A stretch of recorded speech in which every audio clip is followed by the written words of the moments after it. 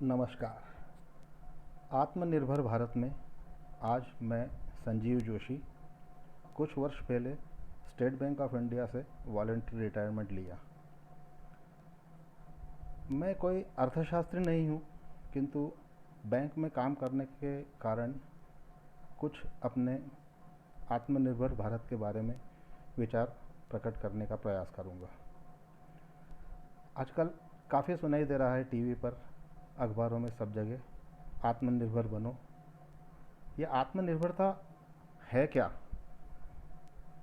मेरी नज़र में इंसान की जो मूलभूत आवश्यकताएं हैं वो है रोटी, कपड़ा और मकान। जहाँ तक रोटी का सवाल है तो सौभाग्य से हमारा भारत अब खाद्यान्न उत्पादन के मामले में लगभग पूरी तरह से आत्मनिर्भर हो चुका है।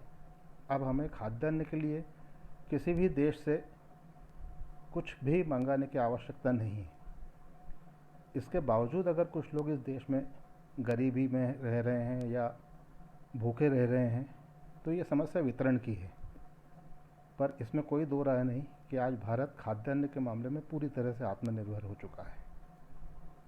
अब अपन बात करते हैं कपड़े की। कपड़े के मामले में भी हम कह सकते हैं कि भारत अब किसी पर निर्भर नहीं है, बल्कि हमारे यहाँ से कपड़ा अब दूसरे अनेक देशों में निर्यात किया जा रहा है। तो कपड़े की समस्या भी आत्मनिर्भरता को पूरी तरह से उचित ठहराती है। मकान मकान सबके पास नहीं है, ये बात सही है, लेकिन मकान के निर्माण में भी हमें आज भी किसी भी दूसरे देश के मकान बनाने वालों से, इंजीनियरों से या किसी भी तरह की अन्य प्रकार से सहायता नहीं लेनी पड़ रही है। हमारे यहाँ के इंजीनियर, हमारे यहाँ के सिविल कॉन्ट्रैक्टर पूरी तरह से सक्षम हैं इस तरह से मकानों को आकार प्रकार देने में। एक से एक सुंदर मकान हमारे यहाँ बन चुके हैं आप भी। तो ये तो मूलभूत समस्या हुई, रोटी, कपड़ा, मकान। इस मामले में तो हम पूरी तरह आत्मनिर्भर हैं, तो इसमें हमें कुछ विशेष सोचने की आवश्यकता नहीं है। तो फिर यह आत्मनिर्भरता हमें किस मामले में चाहिए? चलिए, रोटी, कपड़ा, मकान के अलावा हम दूसरी और आवश्यकता की वस्तुओं की बात करें। जैसे घरेलू काम में आने वाले बर्तन हमारे यहाँ बनते हैं, हमें कहीं बाहर से आयात नहीं कराने पड़ते। हमारे घर में उपयोग होने वाले फर्नीचर पूरी तरह से भारत में निर्मित होते हैं, कहीं विदेशों से आए हुए नहीं हैं। हमारे घर में जो उपकरण हम इस्तेमाल करते हैं, रेफ्रिजरेटर हुआ जैसे, आज ज़रूर विदेशी कंपनियों ने रेफ्रिजरेटर के मामले में काफ़ी घुसपैठ कर ली है, पर एक वक्त था हमारे यहाँ भी बहुत ही अच्छी क्वालिटी के रेफ्रिजरेटर उपलब्ध थे, गोदरेज के, वोल्टास के या केल्विनेटर के। खुद मेरे घर में केल्विनेटर का फ्रिज लगभग 25 साल तक चला है, कोई उसमें किसी तरह की समस्या नहीं आई। तो फिर अब क्या हो गया, जो बाहर के कंपनी वालों ने रेफ्रिजरेटर मार्केट में घुसपैठ कर ली। इसकी वजह से हमारे यहाँ के ये तीनों बड़े और अच्छे ब्रांड मार्केट से लगभग बाहर हो गए हैं। एकमात्र कारण है उनकी संरचना। काम उनका भी वही है, वस्तुओं को ठंडा रखना, जो गोदरेज और केल्विनेटर और वोल्टास करते थे। केवल डिज़ाइन में उन्होंने एक क्रांति सी ला दी। डबल डोर, ट्रिपल डोर, इसके साथ फ्रिज में काफ़ी उन्होंने अपना ये योगदान दिया, और यही करने में हमारे यहाँ के निर्माता असफल रहे। तो आज की आवश्यकता फ्रिज के मामले में हम चाहें तो फिर से आत्मनिर्भर हो सकते हैं, लेकिन हमारी कंपनियों को कुछ उसमें विशेष करना पड़ेगा। इसके बाद हम परिवहन की समस्या की अगर बात करें तो जैसे साइकिल के मामले में तो हम आज भी पूरी तरह से आत्मनिर्भर हैं। हमें किसी भी तरह से साइकिलों का आयात नहीं करना पड़ रहा है। बहुत बड़ी बड़ी अच्छी कंपनियां हमारे यहाँ चल रही हैं।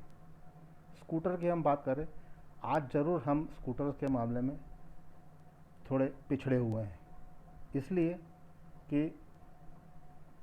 होंडा और सुजुकी ने लगभग मार्केट पे कब्जा कर रखा है। हमारे यहाँ पहले बजाज के स्कूटर्स होते थे, बेहद अच्छी क्वालिटी के, बेहद कई कई साल तक चलने लायक। मेरे पास खुद अपना बजाज स्कूटर 26 साल पुराना चलाया मैंने। तो क्या वजह है कि आज स्कूटर के मार्केट में हम पिछड़ गए?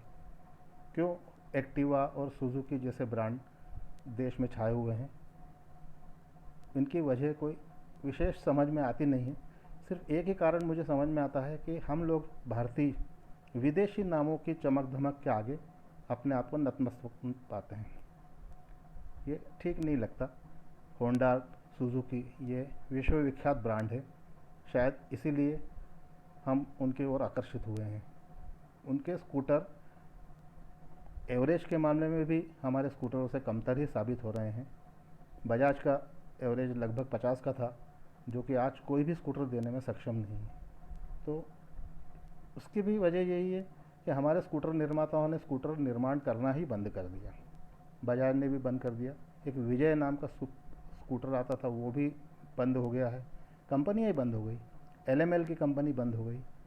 तो इस वजह से इन बाहरी कंपनियों को हमारे यहाँ पैर पसारने का मौका मिल गया है। आज भी अगर बजाज दोबारा अपना स्कूटर निर्माण आरंभ करे तो मुझे विश्वास है कि आज भी वो मार्केट पर अपनी पकड़ मजबूत कर लेगा। तो आत्मनिर्भरता के मामले में हम ये लगभग छोटी मोटी सभी मामलों में सक्षम है पूरी तरह। तो आज जिस बारे में बात की जा रही है वो किस विषय में की जा रही है? तो निश्चित ही मुझे लगता है टीवी है या मोबाइल फ़ोन्स हैं या कारें हैं, इन मामलों में ज़रूर विदेशी कंपनियों का बोलाबाला है।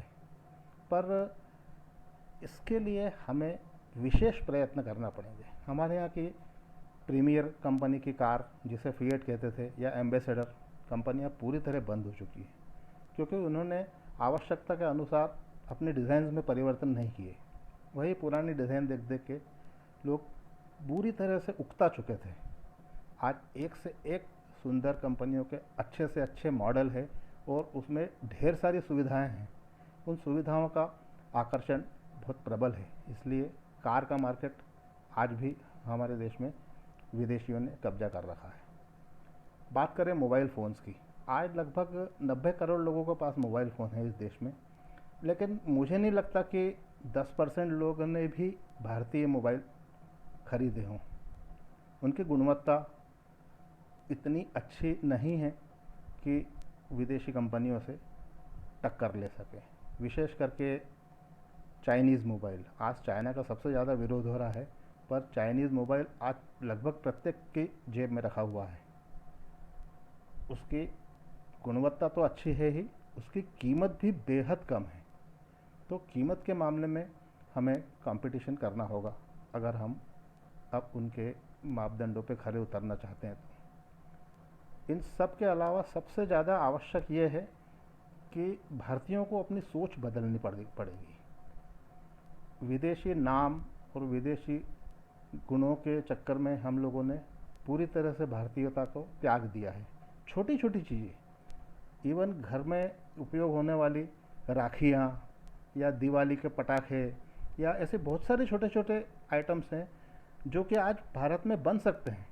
छोटे छोटे उद्योग लगाकर उनको बनाया जा सकता है, लेकिन चूँकि बाहर से, विशेषकर चीन से आए हुए आइटम इतने ज़्यादा सस्ते हैं कि हमारे घर में बने हुए किसी भी तरह से उनका मुकाबला नहीं कर पाते।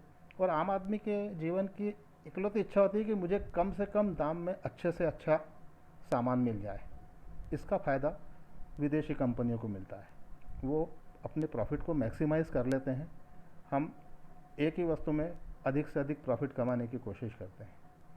तो इसको देखते हुए मुझे लगता है कि थोड़ा सा भारतीयों को भी इस बारे में विशेष रूप से विचार करना चाहिए कि भारत में बना हुआ माल चाहे थोड़ा महंगा हो, लेकिन हमें उसी का उपयोग करना चाहिए। क्योंकि विदेशी कंपनियां माल बेचती तो हैं, पर उसका मुनाफा सारा का सारा विदेश में ले जाती है। उसका भारतीय जनमानस को किसी तरह का कोई फ़ायदा नहीं होता। ये माल सारा बनता भी बाहर है, तो रोज़गार भी बाहर वालों को ही मिलता है। उसका सारा जो प्रॉफिट है वो भी बाहर वाले ले जाते हैं। हमें इन चीज़ों को छोड़ना होगा, थोड़ा अपना नुकसान सहन करके भी छोड़ना होगा। तो ये मेरे कुछ विचार हैं। हो सकता है आप इनसे सहमत न हो सकता है आपको ये थोड़े ख़राब भी लगे कि मैं विदेशी सामान को लेकर भारतीयों की आलोचना कर रहा हूँ। पर अगर आप अपने अंदर से विचार करेंगे तो आप पाएंगे कि हाँ, मेरा कहना कुछ हद तक सही है। हम लोग विदेशी नाम और विदेशी चमक धमक के आगे अपने आप को बेबस पा रहे हैं। तो चलिए हम कोशिश करें कि भविष्य में हम भारतीय सामान अधिक से अधिक उपयोग करना शुरू करें और इस तरह से हमारे जो कुटीर उद्योग है गांव में छोटे छोटे सामान बनाने वाले, उन लोगों को हम फ़ायदा पहुंचा सकें। धन्यवाद। इसी के साथ मैं अपना विचार समाप्त करता हूं। नमस्कार। जय हिंद।